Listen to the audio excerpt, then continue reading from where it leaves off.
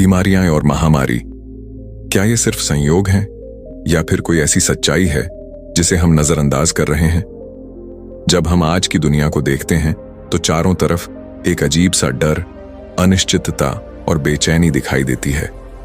कभी कोई नई बीमारी अचानक फैल जाती है तो कभी कोई पुरानी बीमारी नए रूप में लौट आती है, और इंसान चाहे जितनी भी तरक्की कर ले, वह इन अदृश्य खतरों के सामने खुद को कमजोर महसूस करता है। लेकिन अगर हम बाइबल की ओर नजर डालें तो हमें कई ऐसे संकेत मिलते हैं जो बताते हैं कि ये सब कुछ पहले ही लिखा जा चुका था। बाइबल में कई जगहों पर महामारियों और बीमारियों का जिक्र मिलता है, खासकर अंत समय के संदर्भ में, जहां यह बताया गया है कि जैसे जैसे समय आगे बढ़ेगा वैसे वैसे धरती पर संकट बढ़ते जाएंगे और उनमें बीमारियां भी शामिल होंगी।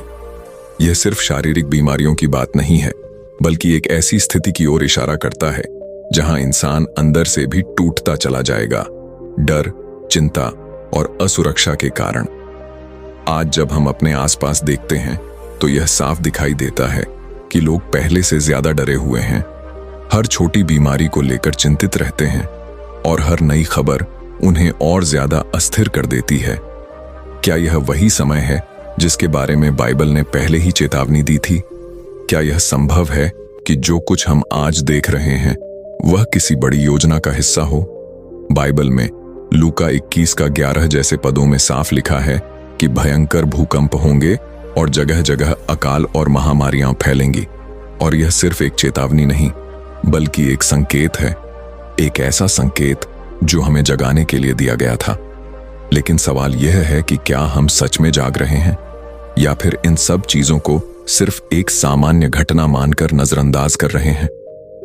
आज का इंसान विज्ञान और तकनीक पर बहुत भरोसा करता है और यह सही भी है, लेकिन जब बार बार नई बीमारियां सामने आती हैं जिनका इलाज तुरंत नहीं मिल पाता, तब यह सवाल उठना स्वाभाविक है कि क्या सिर्फ विज्ञान ही हमारे सारे सवालों का जवाब है या फिर हमें आध्यात्मिक दृष्टिकोण से भी चीजों को समझने की जरूरत है।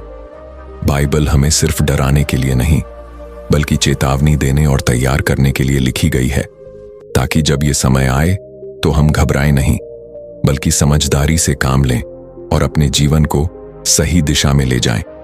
आज की महामारी हमें यह सोचने पर मजबूर करती है कि हमारा जीवन कितना अस्थायी है और हम कितनी जल्दी सब कुछ खो सकते हैं। लेकिन इसी के साथ यह हमें एक मौका भी देती है अपने आप को बदलने का, अपने विश्वास को मजबूत करने का और यह समझने का कि शायद यह सब कुछ हमें किसी बड़ी सच्चाई की ओर ले जाने के लिए हो रहा है। यही वह बिंदु है जहां से हमारी सोच बदल सकती है, जहां हम सिर्फ डर में जीने के बजाय सच्चाई को समझने की कोशिश कर सकते हैं और यह जान सकते हैं कि क्या वाकई बाइबल की भविष्यवाणियां आज हमारे सामने पूरी हो रही हैं, या फिर हम अभी भी उस सच्चाई से दूर हैं जिसे समझना बेहद जरूरी है। लेकिन अगर हम इस विषय को और गहराई से समझने की कोशिश करें तो एक बहुत ही महत्वपूर्ण सवाल हमारे सामने आता है, क्या बाइबल में जिन महामारियों का जिक्र किया गया है वे सिर्फ एक सामान्य चेतावनी थीं, या फिर आज जो कुछ हम देख रहे हैं वह उसी भविष्यवाणी का स्पष्ट रूप है? बाइबल के कई हिस्सों में प्लेग यानी महामारी को केवल एक प्राकृतिक घटना के रूप में नहीं, बल्कि एक ऐसे संकेत के रूप में दिखाया गया है जो इंसान को उसके रास्ते पर विचार करने के लिए मजबूर करता है। पुराने नियम में मिस्र की 10 विपत्तियों का वर्णन मिलता है, जहां बीमारियां और कष्ट एक बड़े उद्देश्य के तहत आए थे, लोगों को चेताने और उन्हें सच्चे परमेश्वर की शक्ति का एहसास कराने के लिए। वहीं नए नियम में भी यीशु मसीह ने अंत समय के संकेतों के बारे में बताते हुए स्पष्ट कहा कि रोग और महामारियां बढ़ेंगी और यह सब उस समय का हिस्सा होगा जब दुनिया एक बड़े परिवर्तन की ओर बढ़ रही होगी। आज हम जिस दौर में जी रहे हैं उसमें यह बात और भी ज्यादा स्पष्ट होती जा रही है कि बीमारियां सिर्फ शरीर तक सीमित नहीं हैं, बल्कि वे समाज, मानसिकता और जीवन शैली को भी प्रभावित कर रही हैं। लोग पहले से ज्यादा अकेले हो गए हैं, डर और अनिश्चितता ने उनके मन को जकड़ लिया है और हर नई बीमारी के साथ एक नया भय पैदा होता है। क्या यह वही स्थिति नहीं है जिसके बारे में बाइबल ने संकेत दिया था, जहां इंसान सिर्फ बाहर से ही नहीं बल्कि अंदर से भी कमजोर हो जाएगा?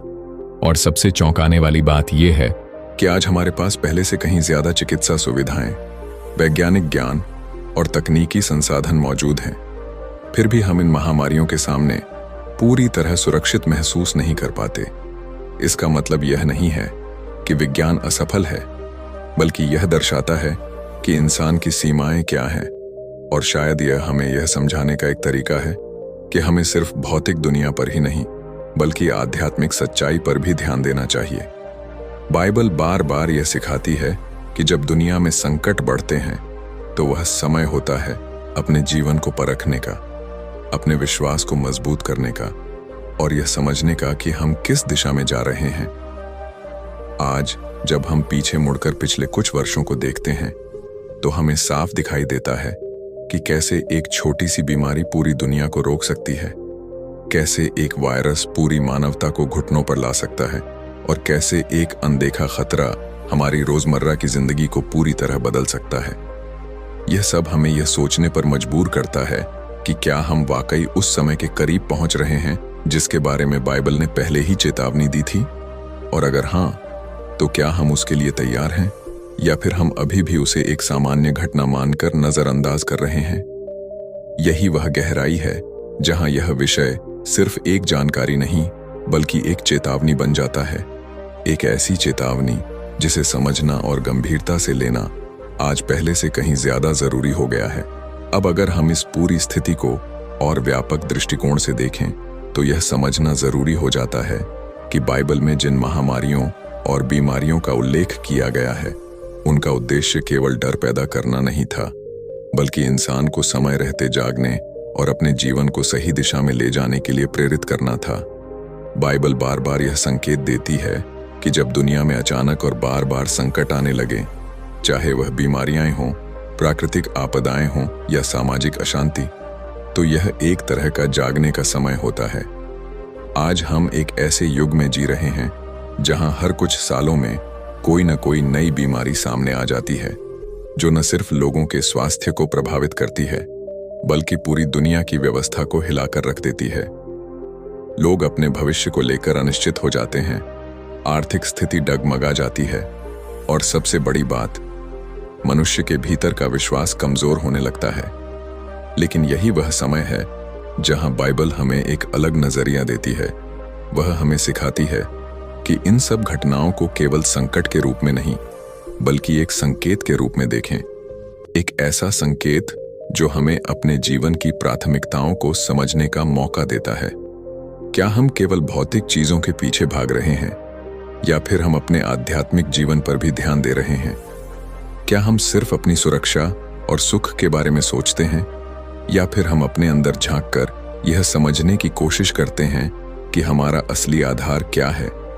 आज की महामारियां हमें यह सिखाती हैं कि जीवन कितना अनिश्चित है और हम कितनी जल्दी अपनी सामान्य जिंदगी से बाहर फेंक दिए जा सकते हैं। लेकिन इसी अनिश्चितता के बीच एक सच्चाई और भी स्पष्ट होती है कि इंसान को किसी न किसी स्थायी आधार की जरूरत होती है। एक ऐसी आशा की जरूरत होती है जो परिस्थितियों से परे हो। बाइबल इसी आशा की बात करती है। वह कहती है कि चाहे परिस्थितियां कितनी भी कठिन क्यों ना हो, परमेश्वर का नियंत्रण सब पर बना रहता है और जो लोग उस पर विश्वास करते हैं उन्हें घबराने की जरूरत नहीं है। यह बात केवल धार्मिक विचार नहीं है, बल्कि एक गहरी सच्चाई है जो लाखों लोगों के जीवन में कठिन समय के दौरान सहारा बनती आई है। आज जब हम चारों तरफ फैलती बीमारियों और बढ़ती असुरक्षा को देखते हैं तो यह सवाल और भी मजबूत हो जाता है कि क्या हम इन संकेतों को समझ पा रहे हैं या फिर हम अभी भी उन्हें अनदेखा कर रहे हैं। बाइबल की भविष्यवाणियां हमें केवल भविष्य के बारे में नहीं बताती, बल्कि वे हमें वर्तमान को समझने का नजरिया भी देती हैं, ताकि हम सही निर्णय ले सकें और अपने जीवन को एक मजबूत आधार पर खड़ा कर सकें। यही वह संदेश है जो इन महामारियों के बीच छिपा हुआ है। एक ऐसा संदेश जो हमें डराने के लिए नहीं, बल्कि हमें तैयार करने के लिए दिया गया है, ताकि जब भी हम किसी कठिन परिस्थिति का सामना करें तो हम न केवल शारीरिक रूप से बल्कि मानसिक और आध्यात्मिक रूप से भी मजबूत रह सकें। अब अगर हम इस पूरी स्थिति को और व्यापक दृष्टिकोण से देखें तो यह समझना जरूरी हो जाता है कि बाइबल में जिन महामारियों, और बीमारियों का उल्लेख किया गया है, उनका उद्देश्य केवल डर पैदा करना नहीं था। नेक्स्ट पार्ट के लिए कमेंट करें।